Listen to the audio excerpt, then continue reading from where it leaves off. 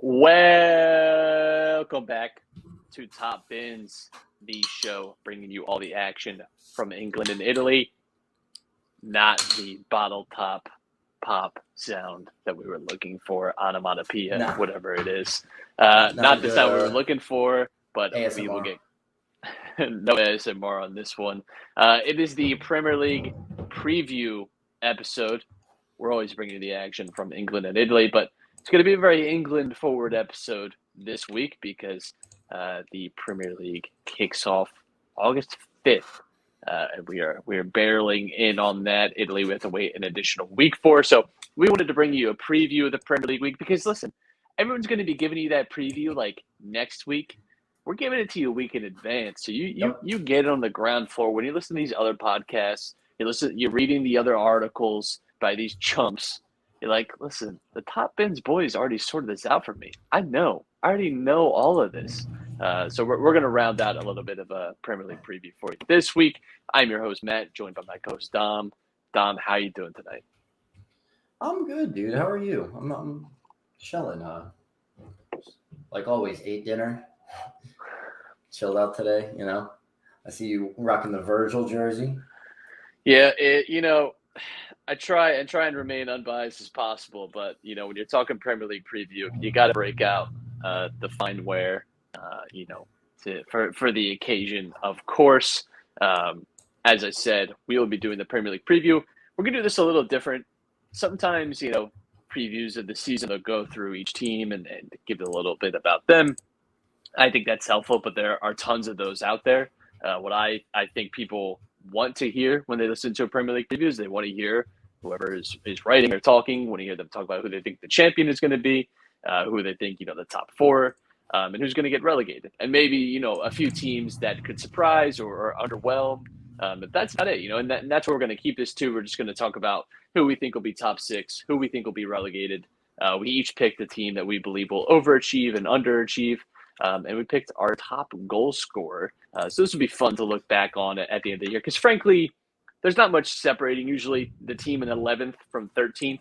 So it feels almost moot to me to actually make that prediction because what are you really proving by saying that? Someone got a point more than someone? It's all kind of relative at that stage. So we're gonna kick off. We're gonna start with our top six in the Premier League. I will go first, and looking at our list, we agree in a lot of ways here. So I'll start. I have Manchester City winning the league again this year, 4-3 Pete. Liverpool in second, Spurs in third, Arsenal in fourth, Chelsea in fifth, and Manchester United in sixth. Dom, let's hear your top six. All right, so the top of our table kind of looks the same, right? We both think that City is going to win the league. We think that Liverpool is going to come in second and Spurs come in third, which I just feel very confident, just as you do with those top three. I think those are a solid lock. 1-2 could fluctuate, obviously, but I think that third spot is Spurs. Then I have Arsenal, so we agree on our top four. I think that United finish over Chelsea. So United fifth, Chelsea sixth.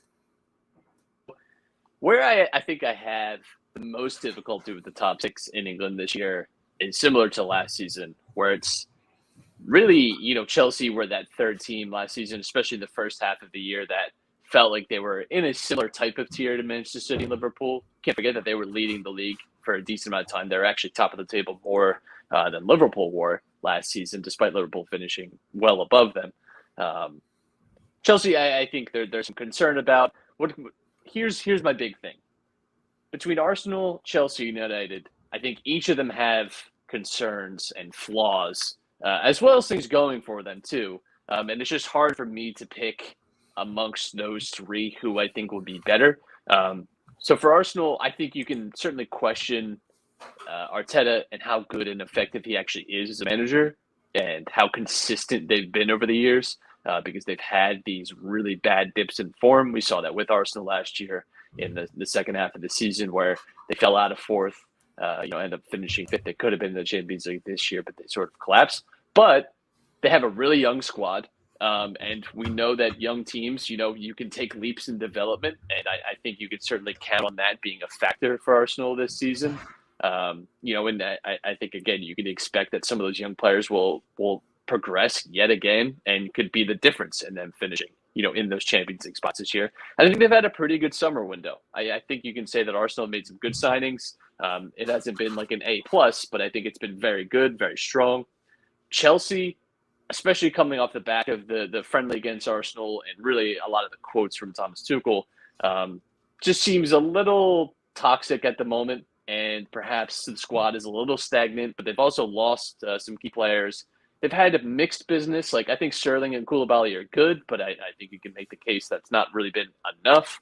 They have a good manager in Thomas Tuchel. And last year's issues, especially in the second half of the year, were down to injury. You would think that maybe this season, Ben Chilwell healthy, Reece James healthy for the whole year. We'll see how that works, right? And I think it's very hard for me to predict where Chelsea are going to end up, because right now, especially like I said with Thomas Tuchel's quotes, which I'm going to pull up because they were, I think, really damning. And I think that's where the alarm comes for me.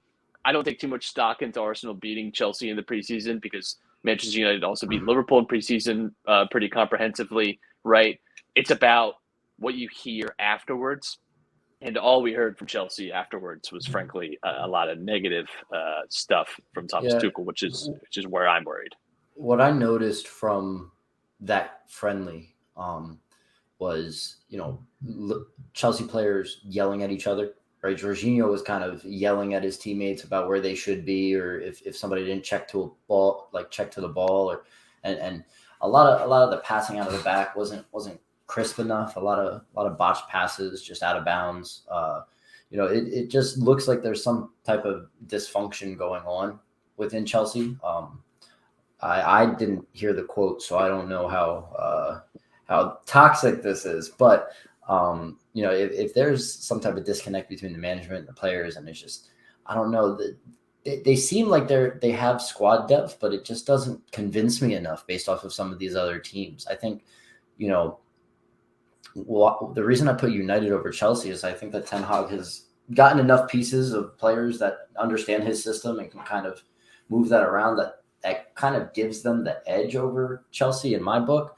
I agree with you, though, that, I did have, issues figuring out where to place Chelsea. I placed them bottom of this list, but, they could easily be in fourth place if I didn't see what I saw over the last few weeks. So here's some of Tuchel's quotes after the game, and this is what worries me more, again, than the result itself, because we see bizarre results all the time in preseason. I struggle to put a lot of stock in him, but he said, "I'm far from relaxed. We deserve to lose, which is fair enough because we were simply not good enough. We were simply not competitive. The worrying part is that the level of commitment physically and mentally for this match was far harder for Arsenal than for us. They put, I think, what is their strongest lineup and structure that you see now for several weeks. That was the lineup they would try to start for Premier League games. It was surely not our strongest lineup, but this is a part of an explanation, but only a little part, and the other part is worrying. I cannot guarantee we'll be ready in 2 weeks for the start of the season. I saw a team from Arsenal that had an idea of how to play, a level of exhaustion and a level of physical commitment that we could not match, and also a level of mental commitment which we lack because we have a lot of players who think about leaving, are looking for other options, and we have players who left. I think this at the moment is obvious." Yikes. That is I just worry. I worry about that. I look at last season and parts of the game where we struggled, parts of the season where we struggled, and we got sanctioned, and players left us, and some players are trying to leave us, and this is where it is. So we had an urgent appeal for quality players, a huge amount of quality players. We got 2 quality players, but we're not competitive like this. Unfortunately, you could see it today. So that doesn't help when they're losing out on transfer targets as well. Right. I think it just feels like and what's hilarious is we say this about Chelsea going into the season, and yet they'll finish third. Because that's just the way Chelsea have performed my entire life now at this point, is where it seems like it's going to go one way and it just doesn't. But I am a little worried about them. I still think it's a better squad, and I think they've performed better than United over the last few years, so I have to give the nod to them. But I think Arsenal were really catching up to Chelsea all throughout the season, and I think they probably had the better transfers. I think they probably have the most room for growth and the most room to expand. And all of this is with the caveat, of course, that there's a month left in the transfer window too. So, some good signings can certainly change the wind on some of these predictions and how we feel about these teams. But as we're recording on July 25th, this is kind of how we feel. For United, what worries me about them? So you got a new manager, right? Erik ten Hag, who I think is a good manager, but again, has also not been hugely successful at other clubs. And he's not like this institution of footballing brain. But he does seem like a guy that is going to improve United. However, people said the same thing about Ralf Rangnick, right? That he was going to come in and stabilize them and make them this gegenpressing machine because he's the godfather of gegenpressing or whatever. And that didn't work. I do think Erik ten Hag has more probably standing with the players, right? Knowing that he isn't just like a 6-month manager and that, why would you ever listen to him? And, I think some players that were agitating have left. So it's probably a more clear environment. But, we'll see. We'll see how much it matters to get a new manager. We'll see about the Marcus Rashford rebirth, which could be, a potential thing. He finally has had like a summer off. It seems like maybe he's just, he's had some really terrible injuries the last few seasons. And I think a lot of how United performs could be up to him and Jadon Sancho. I'm really curious to see how United line up. I mean, just truly, I can't wait to see competitive games with this team because I'm curious to see what the center back partnership is going to be. I'm curious to see how this midfield operates because they've been playing like a 4-2-3-1, looks similar to a 4-3-3, but I'm really curious there. You have the Ronaldo drama, which is still not finished, of course, because he hasn't returned to training and he's working something out the club. Who knows? And the transfers have not been amazing so far. Lisandro Martinez is a good buy, but this Frankie de Jong nonsense has been dragging on for like 2 months now. So that's hard to deal with, and that's hard to stomach. So they haven't had an amazing transfer window. The squad has not really changed all that much either. You can maybe see 2 or 3 players, like Malacia and perhaps Martinez starting, and being like new starters for this squad. But that's not a huge refresh. Like it kind of felt like this squad needed a little bit. I struggle with Manchester United because they are the most unknown, I think, between the top 6 because you have a new manager. So much can change with that. Yeah, I'm most curious to see how Anthony Martial comes along coming back from Sevilla. He had a pretty good season in Spain. And if this Ronaldo drama goes on, I mean, they haven't really done much with, looking for other strikers and people to, supplement that depth. So, if Cristiano Ronaldo has these issues with management, Martial is going to be the guy and is really the only guy unless you play, Rashford or somebody out of position. So it's going to be real interesting in their attack. I don't know. I'm not sold on United. So Martial was not that great at Sevilla and has had a pretty good preseason. And I think it's kind of re-encouraged some people that he could be good again. We've just not seen the consistency from him. He's had one good season in his time at United, and it just never materialized. Maybe it does this year. I don't know, but to me, counting on him seems risky at best. I think Ronaldo will end up staying. I don't know where he ends up. No team seems to want him. He seems to want to go to like specific places that aren't interested in him. So it's hard to see. So what is this whole Atletico Madrid drama going on? So he wants to be playing for a Champions League team. He wants to be competitive in the Champions League. I think Atletico Madrid also appeals to him because it's in Madrid, a place that he's obviously lived before. He doesn't really care at this point. I think he just wants to be playing at the very top level, no matter what. Doesn't matter if that's, to a crosstown rival. He almost did that going to Manchester City last summer, right? So I don't see it. Atletico Madrid have said that there's really no economic viability to them getting him. We'll see. The fans started a petition against him. Yeah, I think some of that is a little overblown. I think 10 people on Twitter said that, and then it gets turned into a news story. But it is something that's going to drag, I'm sure. I think it has to be considered, damaging though, because you have Ten Hag, right, who's this new manager, and you're trying to kind of turn over a new page here with United and try and rebuild here and retool a little bit, and yet you have this drama off the field that I think really distracts from what United could be. And if they get off to some bad results too, you can't tell me that this isn't going to be magnified and made even worse because of the Ronaldo situation. So it's a really, really bad, unfortunate thing for them to have happen at this stage, kind of in the retool. We're going to double back to the top two here between Manchester City and Liverpool because I think these are. I feel like most people are going to predict these two in the top two in some fashion. I'm not as convinced as I was last season about City winning the title, simply because I think Liverpool are still a very, very strong team. We've seen them obviously push City very close over the last 4 seasons. Last year, just a point away from Manchester City. Here's what's interesting is they've both lost key players and good squad players. So for City, they lost Fernandinho, Raheem Sterling, Zinchenko, Gabriel Jesus. Liverpool obviously lost Sadio Mane, Origi, Minamino. So you have a good mix there of some like quality starters, but also some key squad players, which you can't discount at all through the course of a good season. City brought in Calvin Phillips this summer, Ortega, Erling Haaland, Julian Alvarez, who's like gone under the radar, like this like wonder kid, like that's probably going to be amazing. And I just feel like no one's talked about. Liverpool brought in Darwin Nunez and Calvin Ramsey, so it's been a little bit of like a retool for both of these squads.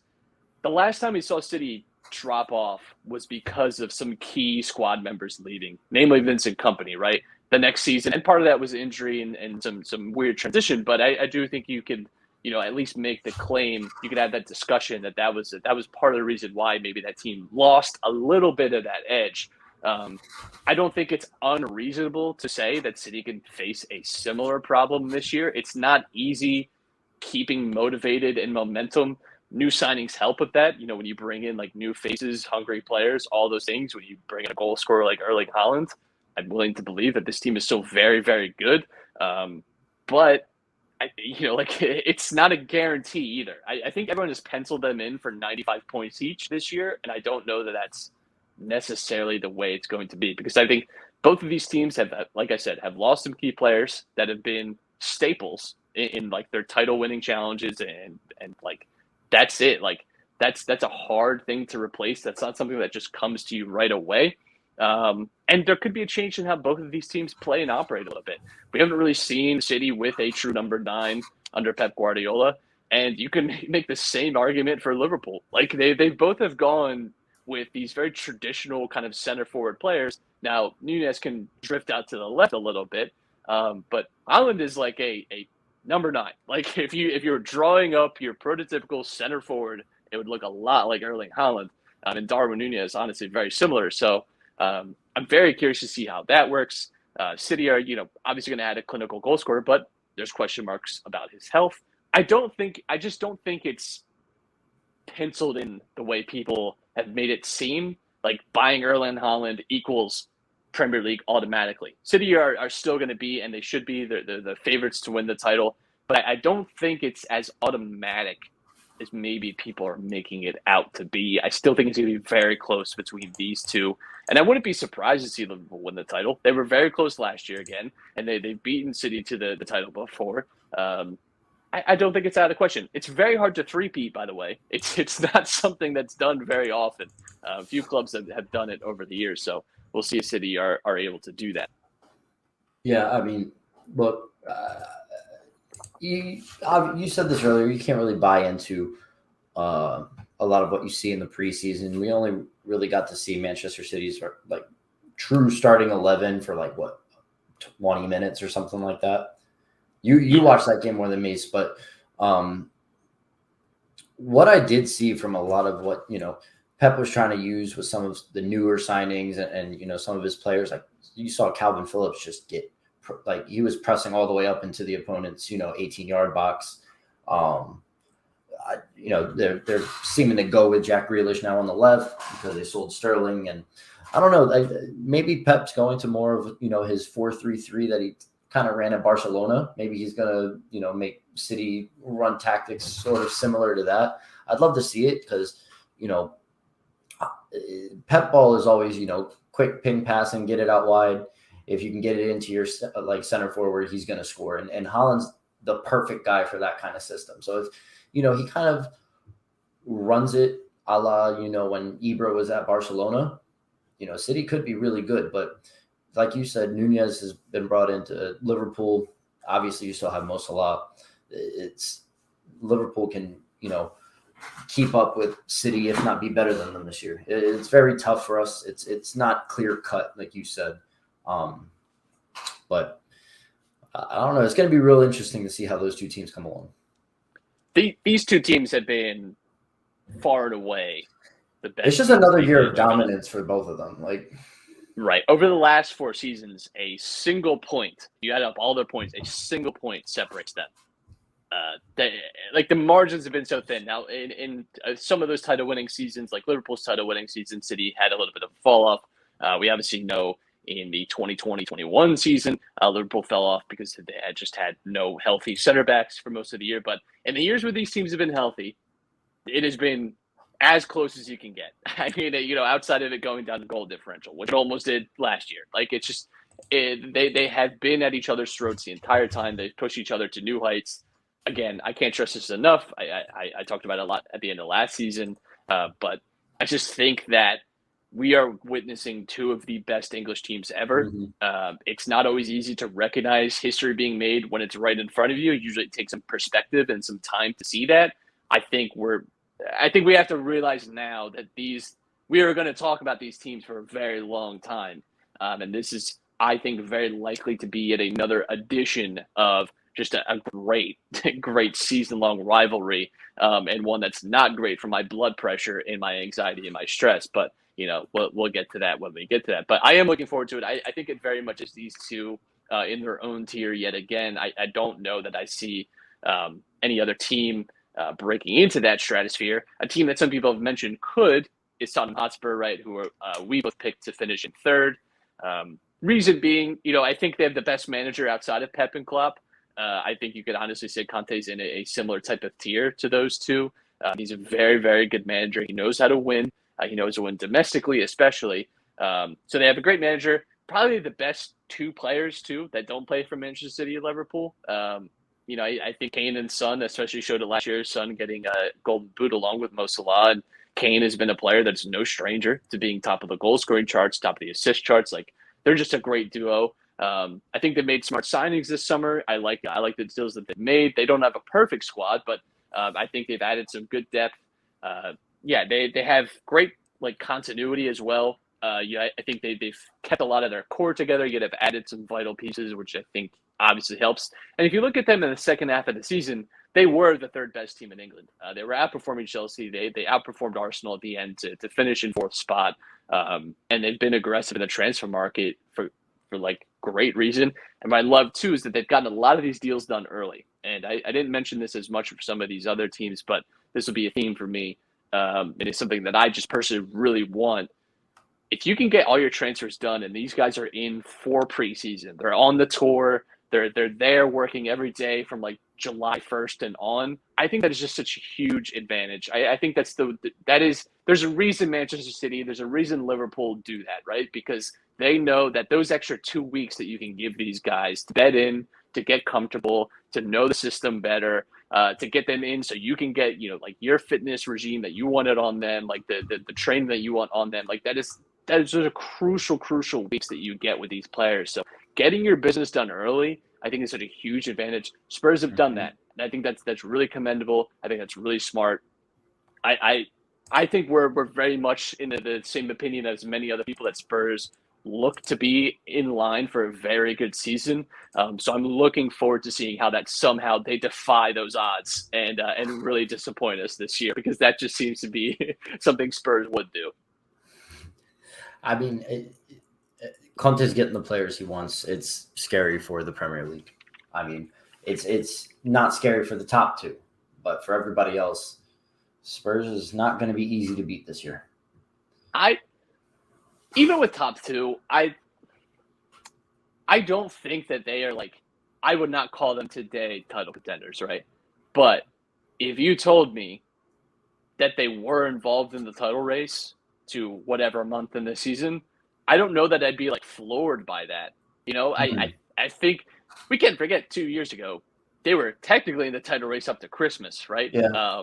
During the COVID season and when we were playing empty stadiums, but you know, it happened, and that was under Mourinho. Like, I just, it's not impossible to me that they could find their way. Do I think it's likely? No. I still think, I look at these squads, and I still think Manchester City, Liverpool are better. But, Spurs have gotten the better of Liverpool and Manchester City. They did the double over Man City. They played Liverpool very well last season, drew both games. And Klopp has, I think, publicly said he really hates playing Antonio Conte teams because they know how to frustrate teams. They know how to play very well. They're very, very well organized team, and they're very hard to beat. And it's really going to be not just about those big games. It's going to be about rolling over like the casual opposition. The one caveat to all this too is that Antonio Conte historically has not performed that well when he has European matches to worry about. They are in the Champions League. We'll see how that goes, but that has been like a thorn in his side for a large part of his career, is that he's not really been able to enjoy the same domestic success when he has to worry about those European conquests as well. But we'll see how they get on. Yeah, it doesn't help when he runs his players to death every practice. So, right.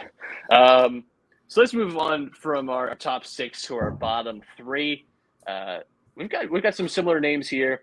I put them in places, but just think of this as a nebulous bottom 3. But I had Everton, Nottingham Forest, and Bournemouth going down. Dom, who did you have getting relegated this year? Bournemouth, Fulham, and Everton. So we both went for Bournemouth and Everton. Bournemouth, not too much of a shock, I wouldn't say. I think they're very much lacking in Premier League quality. They haven't had many transfers so far. Again, the caveat is they still have over a month to do that, but you'd like to see that business done early, like I just said. Ryan Fredericks and Joe Rothwell have been brought in. Ryan Fredericks has some Premier League experience with West Ham. Joe Rothwell, he was a really good championship player. I think that's a signing not just for this season, but with the eyes that he'll develop. And should you get relegated, he's a player that's capable at that level. They were great defensively in the championship. They had the best defensive record last season. It's tough to see how that necessarily reflects and how that actually translates to the Premier League, because typically these teams you can add 25 goals to their defensive record and subtract between 10 and 20 from however they scored in the championship. So that's the kind of attrition that you normally have to face as a promoted team. And I worry about the quality of this team, and I worry that they haven't really invested much. I don't know that Scott Parker, for me, is someone that moves the needle. We've seen it with Fulham, and it wasn't hugely impressive. He's had more experience, of course, but this is a team, for me, I think there's a reason they're odds-on favorite to go down. It's because they've been kind of unimpressive in the transfer market. I don't think people are sold on Scott Parker, and I don't think the team itself is hugely impressive in terms of Premier League quality. Yeah, it just doesn't. They haven't done anything to convince me otherwise that they're just going to go right back down. Yeah. I don't know. I don't have much else to say about them. It's that you haven't said, right? It's just not it. I'm sorry. That's not it. No, I think it's a short book on Bournemouth, honestly. Yeah. And not everything has to be this long-winded analysis. Sometimes you look at teams and you think this is just not good enough. I guess they're banking on the fact, and there's some logic to this, I think, that they have a tight-knit squad, and you have Scott Parker working with them. If you have a lot of faith in Scott Parker, you assume that he can get the most out of this team, and that's it. Maybe we'll see if that pays off. I'm not personally a believer in that. No. Another team that we both have is Everton. I'm kind of surprised, because I was really debating between a few teams here. But here's my problem with Everton, right? So they lose Richarlison. They were in a relegation battle last year. They escape it, lose Richarlison this summer.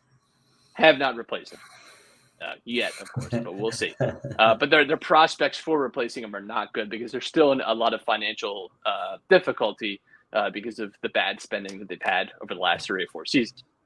Squad is largely the same. They've really only added James Tarkowski in terms of starting level player. He's a fine signing. I think he's good for a team that's mid-table in the Premier League to sign on a free. I think that's totally reasonable.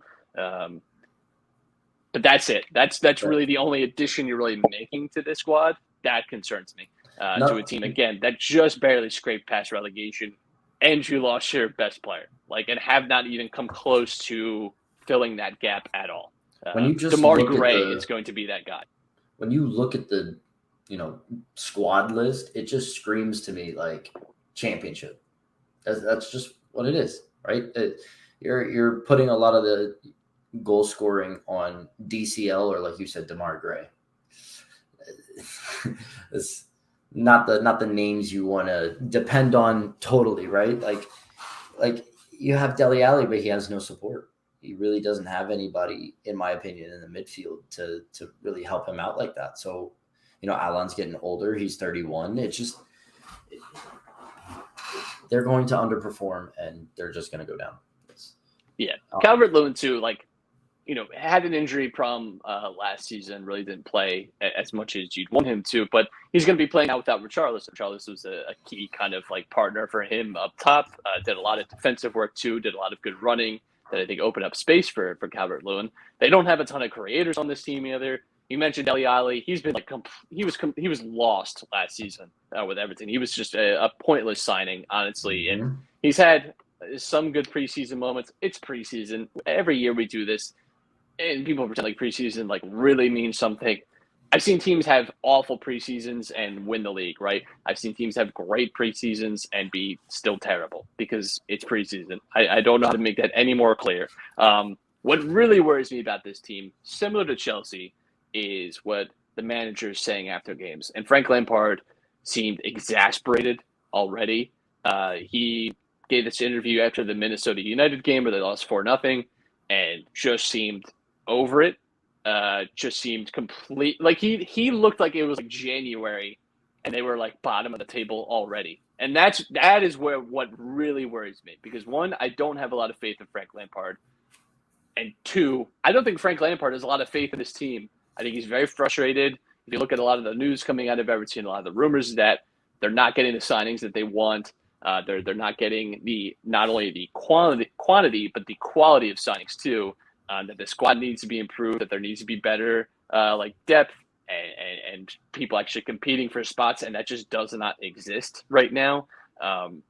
And that's really what worries me. You put that together, a manager that looks kind of ready to give it up, a board and front office management that does not seem competent and does not actually improve the squad or giving the manager the tools to improve the squad, and the squad itself being bad and losing its best player and not replacing them. That is if I just said those things without attaching the name Everton because they're a bigger club, and I think a lot of people will be like, oh, then no. If I just said those three things, that is literally the recipe for going down. That is the recipe for being relegated. And that's what has me in the danger zone with Everton. That trifecta does not really exist for some of the other teams that I was thinking about in this spot. For me, they are in a very, very bad way. And it's not like these other teams where you just hope they get some transfer business, because they really can't spend too much money. And I'm very worried for Everton this year. Yeah. I'm very confused at your other one. Why? I think that Nottingham Forest has made some decent signings that could help keep them up. It's very surprising that you have them next to last place. So here's my issue with Nottingham Forest. You are correct. They made many signings. In fact, they made 11 signings. They had a lot of squad turnover because a lot of their key players were loan players. You're doing the Jay Lings celebration. They have signed Jesse Lingard under free, which I don't think is the worst transfer ever. But they had a lot of key players that they lost on loan when they got promoted from the championship. That has happened before, and that has typically been an issue for teams because it's hard to cope with that. I do like some of the signings that they made, but they made 11 of them. It is not easy to handle that. I think Steve Cooper is a good manager, but it's not easy to integrate what is essentially going to be very much a new starting 11 now going up to the Premier League too. That is a huge jump in quality and a huge jump now and a huge difference in who you're playing with, and players getting used to the style. And I think every game matters, and I think this could lead to, frankly, just a really tough start to the season. Mm-hmm. I think Nottingham Forest are good.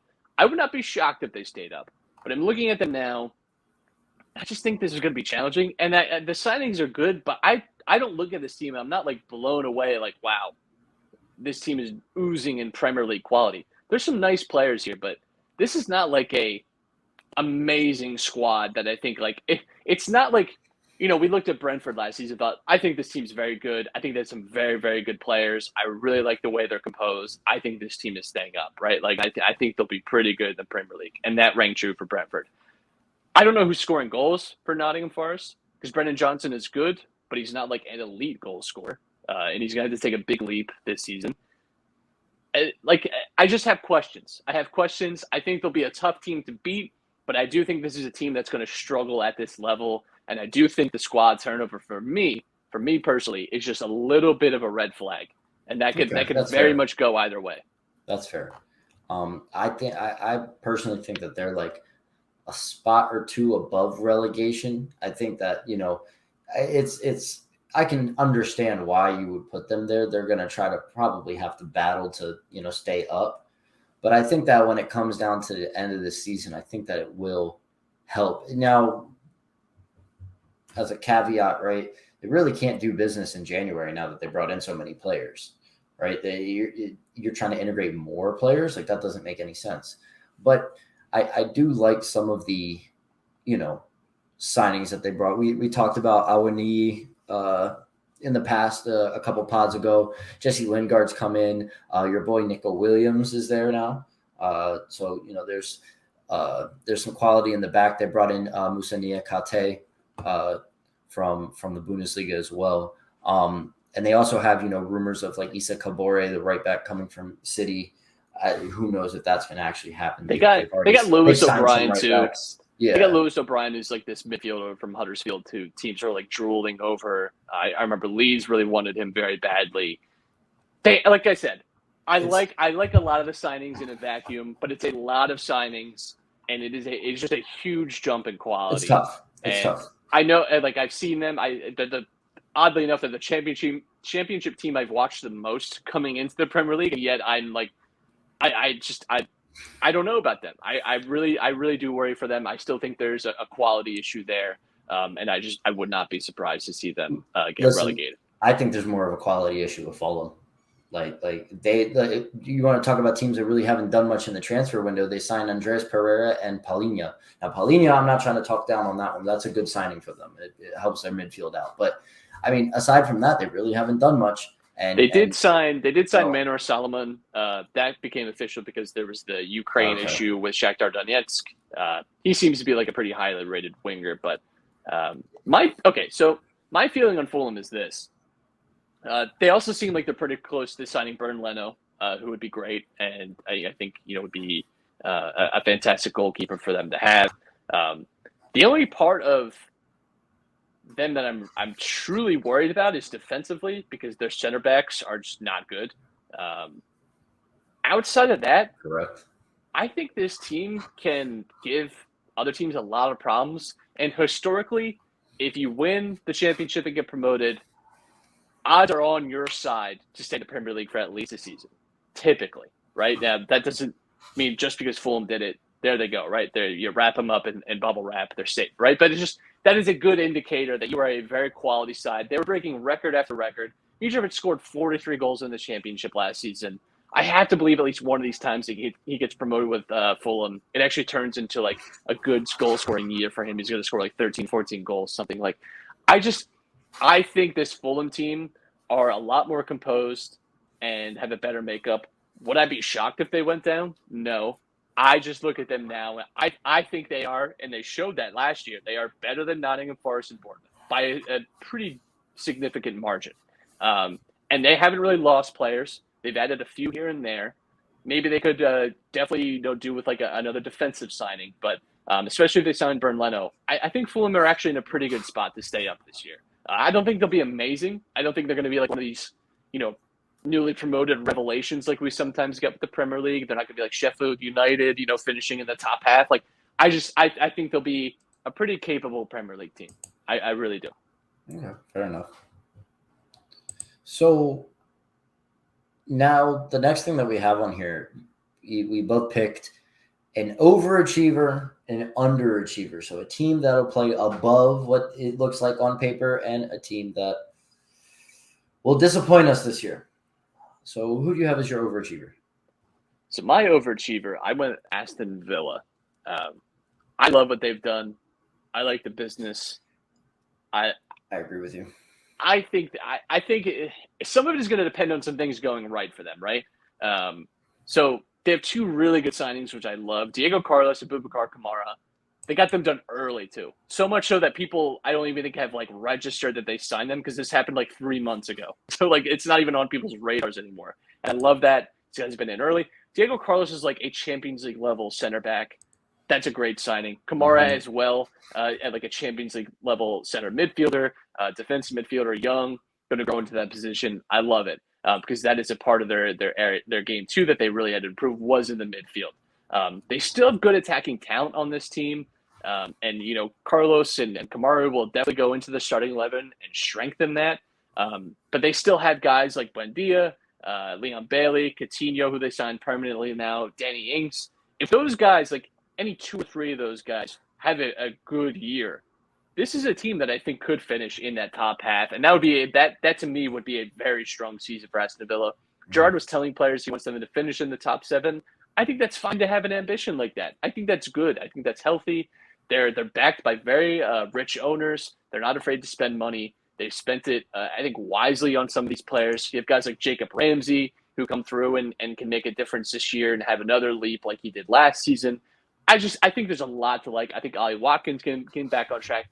Like, to me, they are kind of this like boom bust team where I feel more strongly sitting here today that this is going to be a team that kind of overperforms what we think about Aston Villa going into the year, personally. So I picked a different overachiever just because I didn't want to keep doing the same stuff that you picked. We've been speaking on a lot of the stuff that we agreed on so far. So I wanted to go a little differently with mine. I couldn't decide between two, but now that I've been looking at it on paper, I'm kind of leaning towards one over the other.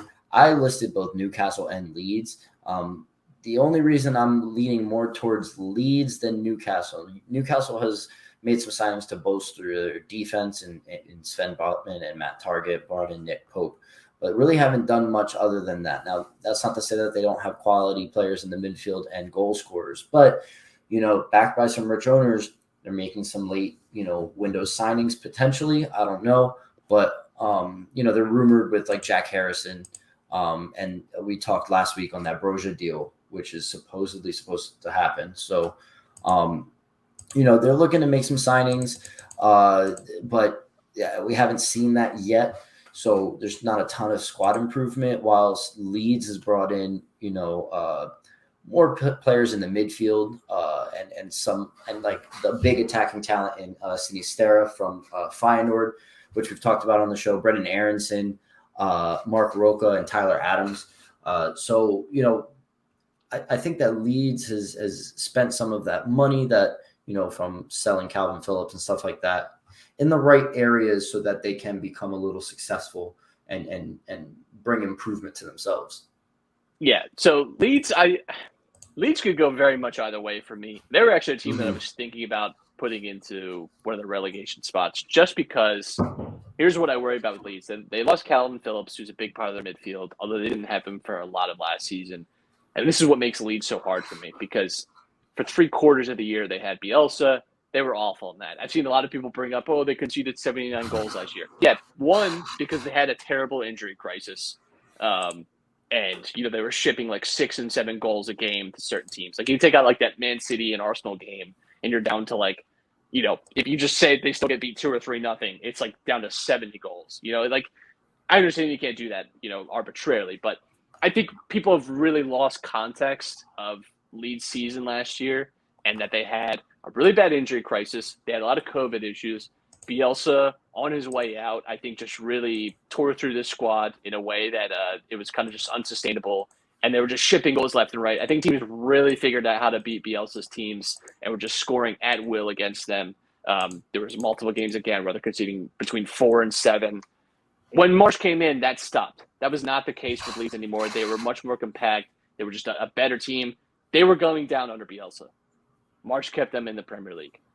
However, I still think there's a talent issue here. Patrick Bamford can't stay healthy. I wonder where some of these goals are going to come from. But I think you're right. I think this team, I think people have really sold themselves on the idea of Leeds being this like chaotic team that's awful because they just look at the table last year and see they conceded a bunch of goals. It's like, well, that's it.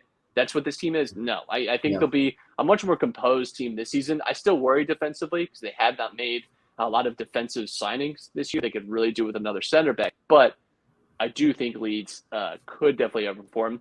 I think it's hard to say Newcastle will overperform simply because I think people expect a lot out of them. I think if you look at previews already and what we're discussing, people expect this team to finish in the top 8. And that's kind of hard to hit. That's tough with that team.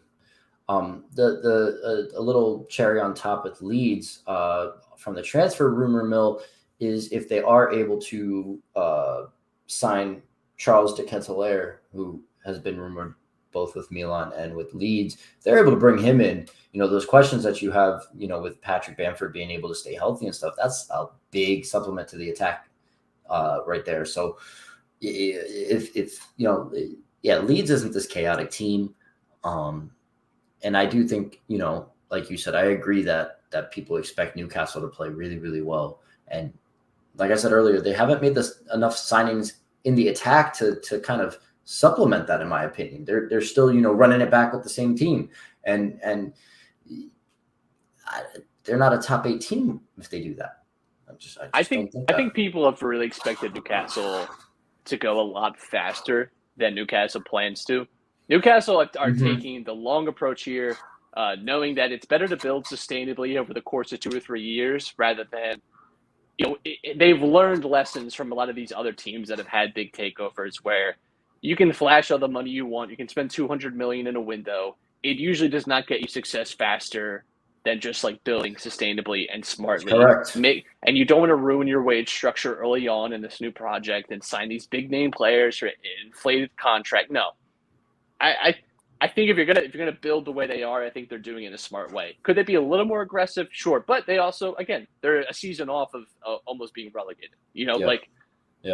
So there's some perspective there on where this team is at, and having to stay relevant. I think in 2 or 3 years, people will start to see them the way that people think they're going to be like this season.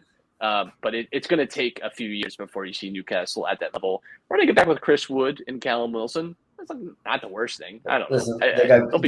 They got Gucci Man on the wings. They're fine. Yeah, they got Gucci Man on the wings for now until they sell old brittle man himself. Underachievers. Let's get into that. Let's hear your underachiever here because I kind of like who you picked. Leicester City.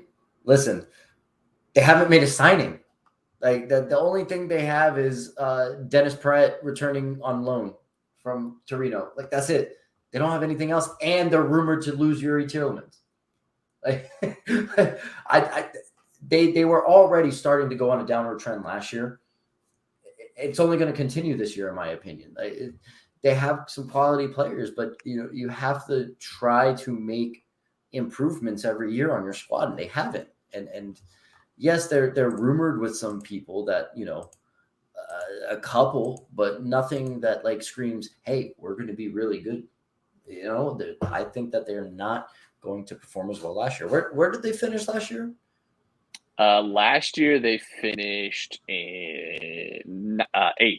Kind of a sneaky decent finish for them for a season that was pretty bad overall. They did go far. They reached the semifinals of the Conference League. I don't think you're wrong what you say about Leicester. I really don't. I just struggle to what does underachieving mean for them at this point? Like they're such a hard team to figure out for me personally where they are as a club, what their ambition actually is, because they haven't spent much this summer. However, part of the reason that they had such a kind of a dreadful campaign last year is because of a ton of injuries, and a lot of that was just bad luck, especially defensively. They kind of had a year from hell with some of the guys they had missing. And Madison was in and out, and when we saw him finally get to play, he looked great. Jamie Vardy, in the minutes that we saw, still gunman, had 15 goals in the league last season. Like, it just, eternal in that way. There's a lot to like still, and I think there's a lot to be concerned about with Leicester. Losing Tielemans would definitely would definitely be a hit. I don't know what's up with them and and like their transfer business so far this year. I do think they could improve in some areas, but I think overall they kind of have just sat still, which doing that in the Premier League is regressing, is falling behind, and I think could lead to underperforming. But I think we have in our mind, similar to Leeds, because I think you were even a little shocked when I said that they finished eighth. I think a lot of people would be shocked to hear that too, because I think in our mind, we see Leicester because the past 2 or 3 seasons they had been finishing, in the fifth, and they had been in the Champions League spots for so much of the season that any difference in that is much bigger to us, right? Like those 4 or 5 spots that's a huge drop off to us. When really eighth for Leicester is not terrible. Like that's really not the worst season imaginable. This is the team that again, like had within this decade had been in the championship, and then go up win the Premier League, of course. But they finished higher than Newcastle. They finished higher than Brighton last year. Like a lot of these teams, Aston Villa, like they still had a really strong year. So I don't think that's the worst call to be sure. I'm curious to see what kind of transfer business they do end up doing, because this team definitely does need some new players in it, and I'm really curious to see how their next season or two goes, because it's some big decisions coming for them in terms of some of this squad and who gets phased out and maybe who gets sold too. You have quite the and actually my chat has said you're underachiever, which is actually kind of crazy. Yeah, so I picked Wolves because honestly, similar to a lot of logic you just had for Leicester. They've only signed one player. They've signed Nathan Collins, who's a good player, good defender. I like it. Hard to be upset at that. But outside of that, they've not made any other permanent signings. They've lost some players too. Nothing amazing. Like Roman Saiz is probably their biggest loss. He's been a pretty regular part of that team for them. Keanu Hoover went on loan. But outside of that, like Fabio Silva went on loan. But no, hugely key players have left. But this is a team that is stagnated in a lot of ways for me. And that worries me. Again, like I said with Leicester, stagnation is the same as regressing in this league, because everyone is constantly improving, constantly working on the margins, constantly buying new players. So they've only signed Nathan Collins so far. No one has talked about this, right? Jose Sa, goalkeeper last year, everyone has talked about how he had this amazing performance in post-shot expected goals, and he had 120-something saves last year. I have been around long enough to know that when a keeper has a statistical outlier season like this, the regression sucks and it hurts. Yeah. And it is immediate. It is always the next season that keeper goes back down to a normal level. We've seen it even recently with Emi Martinez at Aston Villa. David De Gea is still getting paid $400,000 a week based off his outlier season. We just see this all the time. We see this all the time with these guys. They just have a great overperformance season. Their defense was built off that overperformance by him, because they were certainly good at limiting chances. They were certainly hard to play against. But the big thing was really that he was able to make just these insane saves, just a kind of a once in a 5 or 6 year type of season that we just get from these keepers. So defensively, I don't think they're quite as good as maybe we're making them out to be, and I think you could see some regression for their goalkeeping. I think you could even make the case that you saw that over the last quarter of the season last year, and that's a real worry for me. He's apparently hurt too. Yeah, well, we'll see. They don't create any chances. They don't score goals. This is a team that is totally underwhelming on the offensive front. They've made no signings there. We'll see what happens with Raul Jimenez. He's a year again removed from that head injury. He's not gonna have to play with the big bulky Petr Cech type of helmet. He's just gonna have to wear this slimmer headband. He's complained about that. Maybe that helps him. Who knows? But this is a team that really struggled for goals last year, and if it wasn't for that good defensive record, I don't know that they would have been where they are. They scored 38 goals last season. That was third worst in the league, and it's not like they were just really underperforming. They had the second worst XG. This is a team that just is not good, and I just don't think they've improved much. I really think they've probably taken a step backwards. If they don't get any signings, and even if they lose a key player, which is still a possibility. The one thing I'll say going for them is they can still like promote from within. They did have some injury issues. They have Morgan Gibbs-White, who I would like for them to keep because I think he's a player that could fit very well within them. You have Raul Neto, hopefully healthy this year. Podence healthy this year. Like, there's some things on the margins that can go for Wolves, but I'm looking at this and thinking, like, this is a team that, if you're talking about, like, people talk about how Wolves 3 years ago, they're contending for Europa League, all this, and now they're in 15th. What happened? Like, well, here's what happened. They can't score, and they had a huge overperformance last year from Jose Sa. That's my case for Wolves being an underperformer this season. I mean, I agree with Morgan Gibbs-White. He's been rumored to be sold to a couple different clubs, so that's concerning. They did get Adama Traore back on loan, but that's not really a game changer in my opinion. So it's going to be on Hwang Hee-chan, Raul Jimenez, and my boy Patrick Catrone. But that's not the greatest. The greatest set of strikers that you have to depend on. So, yeah, I do agree with you. I agree with you there. I could see them definitely underperforming. And right now they're in last place alphabetically. I think that's bad juju. I think that's all I'm going to say. I think it's bad juju. It sucks being on that alphabet game. But let's get to our respective top goal scorer. We've gone for two names that are in the really no surprise here. I've gone for Mo Salah. He's won it so often. Go ahead. He's only not managed to hit 20 Premier League goals just once in his Liverpool career, and it was 19. He's just a fantastic player. Every year we try and convince ourselves that Lukaku is going to be the top scorer. Oh, it's going to be no. Just shut the fuck up. It's Mo Salah. He's the best player. Here's two things. This is the most time he's had off in God knows how long this last month. And he's not going to the World Cup, which is crucial because he's not going to get burnt out. We saw after AFCON last year that he was definitely a different type of player. Was not scoring goals as much, still great creatively. No one's talked about the fact, by the way, when Harry Kane did it, was the top goal scorer and the top assist. Everybody was jerking him off because he's white and English. But Mo Salah does it, and it's like, well, what do you want? No, great. He's a great player.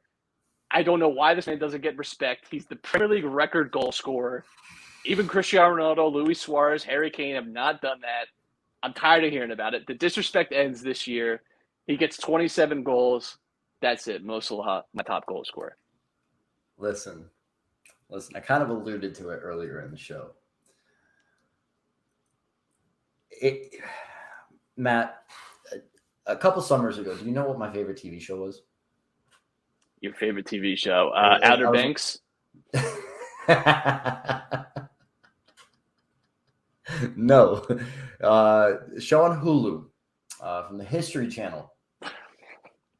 It's called Vikings. Listen. Erling Haaland is going to be the top goal scorer this year. Pep is going to run flashbacks of 2009 Barcelona.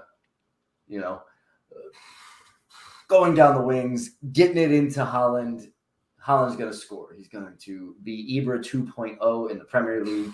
He's going to just light it up like the Norse god that he is. All right. He's following in his father's footsteps, but he's going to be leagues better than his father for City.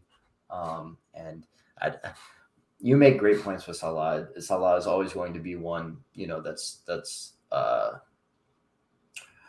chosen as a potential, Golden Boot winner for the Premier League. You could argue two players from Spurs, in Son and Harry Kane, both having chances to do this as well. Depending on, the Cristiano Ronaldo saga.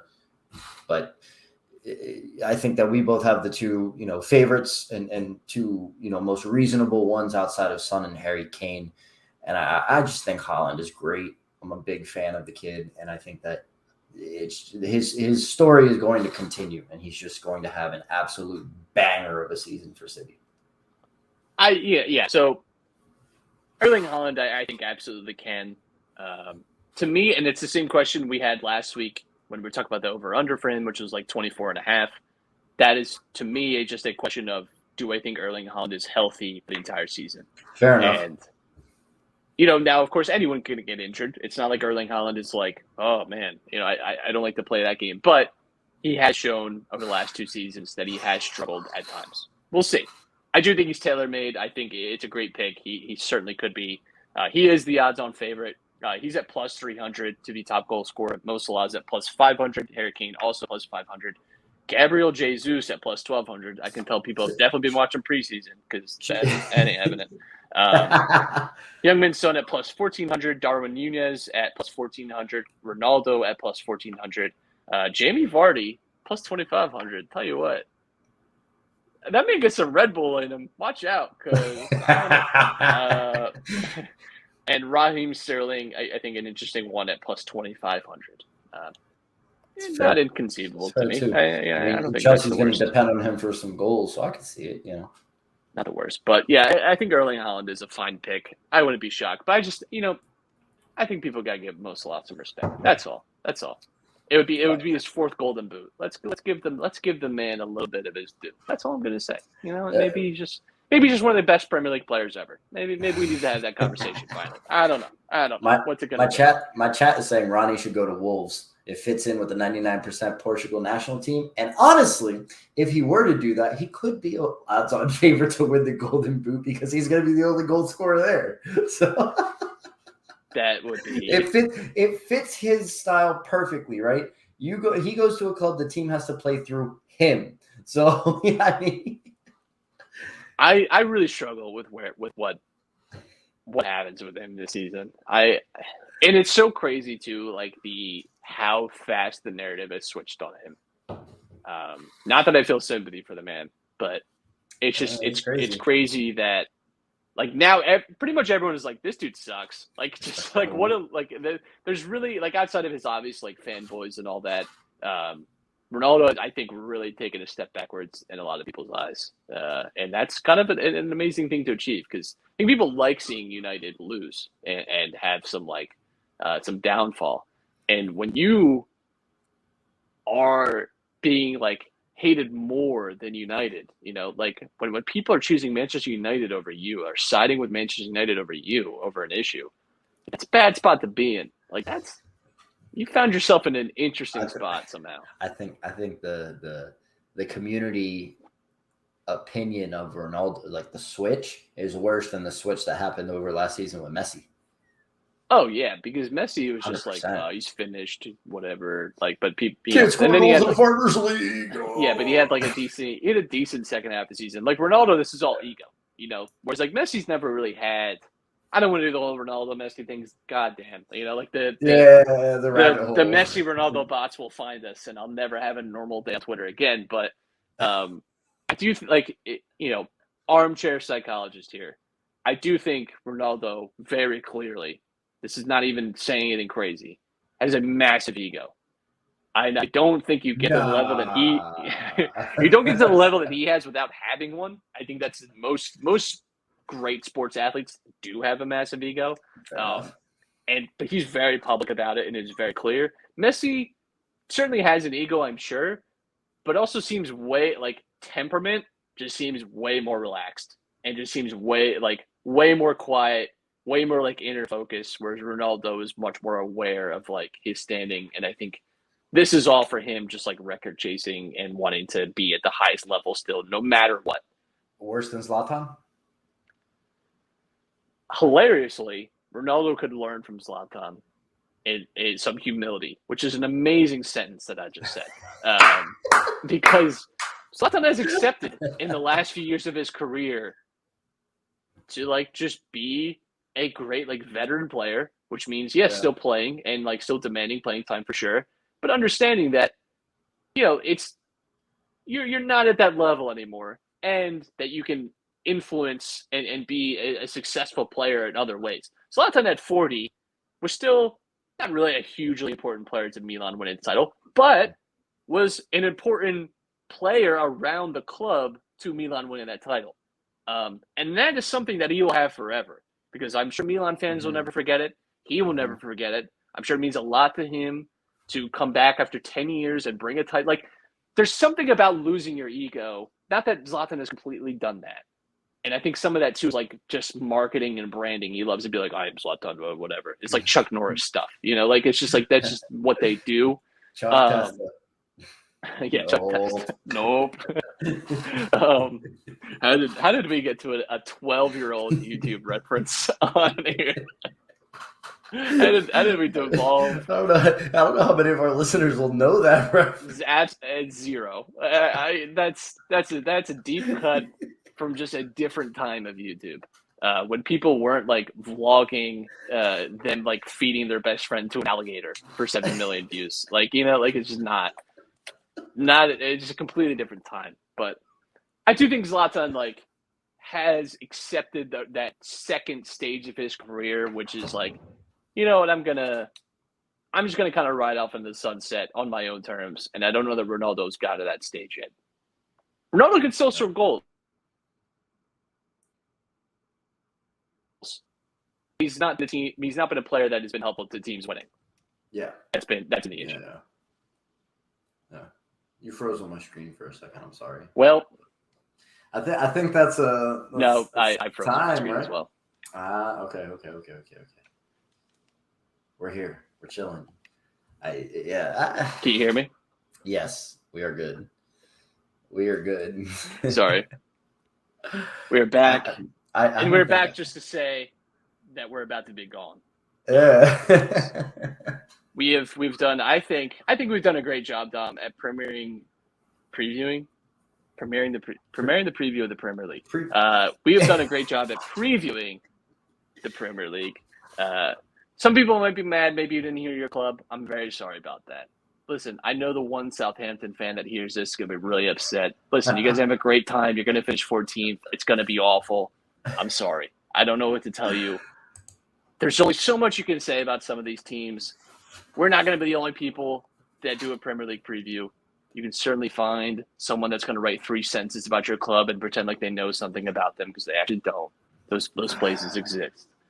So I'm sorry we didn't get to them. But we'll be back week after week talking about these Premier League teams, talking about the games, talking about the squad. So don't worry. If you didn't hear what you wanted to hear tonight or today, whenever you listen to this, you will hear some course of the season. I will say one of the things we do very well on the show, we try and get to all the teams. We try and give everyone their chance. We were Crystal Palace podcast for at some point last season because we were talking about them almost every week, how much we loved them. There's our shout out. Crystal Palace, West Ham, shout out. You made it on the show still. There you go. There's your aggregated news. Brentford, we still love you. Up the bees, all that. And Brighton, are you even surprised you got left out of the show? No, you're not. No. That's all we got from our Premier League preview. Dom, anything to say before we get out of here? Yeah, tune in next week. We got the Serie A preview coming up, so that's that's my time to shine, baby. Let's talk about the Italian league. We're getting ready for that to start up very soon, and maybe next week I can also voice my, I don't know. I wouldn't say it's my disapproval or my anxiety or my worry of Milan in the transfer window, but I don't want to turn into everybody else I see on Twitter. But tune in next week. Hear my thoughts. Next week we'll be back talking Serie A, and we buried the lead a little bit, Don. We'll be previewing the first game week of the Premier League season. Oh, you're right. You are correct about that. We're a week and a half away, my friends. So enjoy listening to this. You already did, so why am I saying that? Enjoy whatever else you're doing. Enjoy the last month of summer. Get ready for it because it's coming, baby. Whether you want it to. Times Arrow marches forward and waits for no one. We'll talk to you next week. August is the Sunday of the entire year. August is just the Sunday of months. It's just. Honestly. It really is. It's hard to argue with that. But it is what it is. Am I right? We'll talk to you next week when we preview Italy and preview the Premier League season, game week 1. See you. Twitch.tv/Harry8.